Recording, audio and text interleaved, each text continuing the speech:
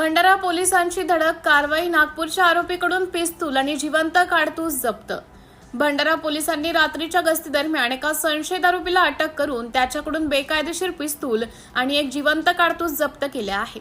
या कारवाईत पोलिसांनी एकूण 40,500 रुपयांचा मुद्देमाल हस्तगत केला असून आरोपी विरुद्ध भारतीय हत्यार कायद्यान्वये गुन्हा दाखल करण्यात आला आहे। भंडारा शहर पोलीस स्टेशनच्या गुन्हे प्रगटीकरण डीबी पथकाने ही कारवाई केली।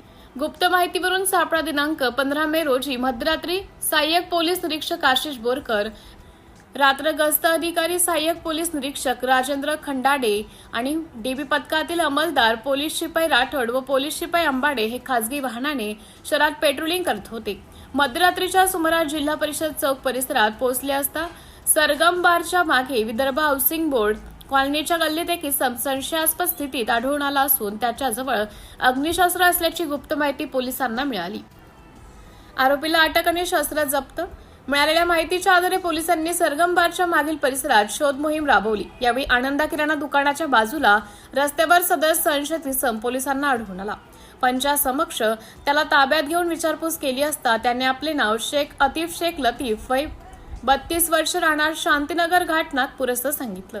त्याची अंगजडती घेतली असता त्याच्या कमरेला पॅन्टमध्ये डाव्या बाजूला खोचलेले एक पिस्तूल आढळून आले। पिस्तुलाची मॅगझीन तपासली असता त्यामध्ये एक जिवंत काडतूसही सापडले। 40,500 रुपयांचा मुद्देमाल जप्त।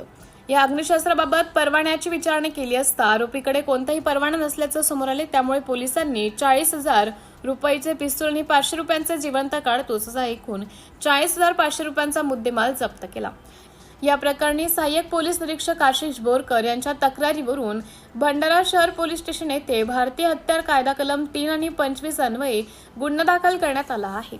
ही कारवाई पोलीस अधीक्षक श्री नुरुल हसन, अप्पर पोलीस अधीक्षक निलेश मोरे, पोलीस निरीक्षक भुसारी यांच्या मार्गदर्शनाखाली सहाय्यक पोलीस निरीक्षक आशिष बोरकर, सहाय्यक पोलीस निरीक्षक राजेंद्र खंडाडे, पोलीस शिपाई राठोड आणि पोलीस शिपाई अंबाडे पोलीस स्टेशन भंडारा येथील कर्मचाऱ्यांनी केली।